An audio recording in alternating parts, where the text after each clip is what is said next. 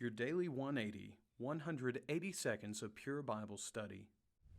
Are you a faithful child of God? Are you standing firm in the faith? This week we're talking about 5 imperatives for every faithful child of God. Welcome to this, your Daily 180 Bible study.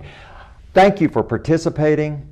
And thank you for sharing this with your friends. I hope if you're watching us on Facebook, you'll hit that share button and share it with all your friends. And if you're watching us on YouTube, go ahead and share the link with your friends as well. And go to our Facebook page, Your Daily 180, and like the page and follow us on a regular basis and help participate in this Bible study. We're looking at 1 Corinthians chapter 16, verse 13 and 14.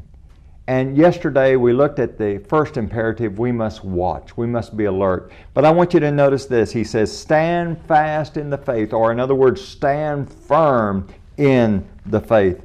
In 2 Timothy chapter 4 and verse number 7, there as Paul is approaching the end of his life, he says, I have kept the faith. There is a standard by which we must live by. Will we always do it flawlessly? No, we'll make mistakes. But what is the aim of your life?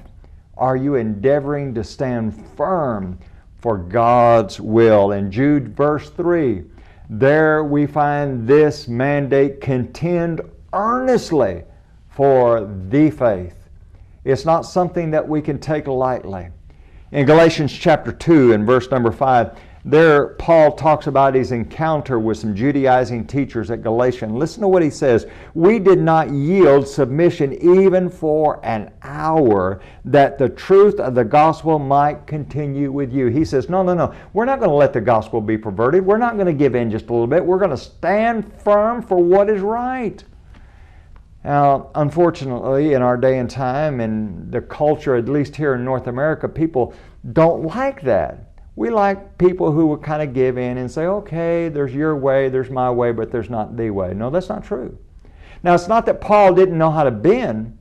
In 1 Corinthians chapter 9, verse number 22, he says, I became all things to all men so that by all means I might save some. Now, he doesn't mean he changed the gospel, but he could be flexible. But when it comes to the gospel, there is no flexibility there.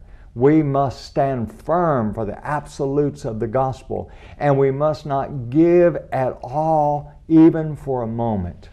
Thank you for being with us for this, your Daily 180 Bible study.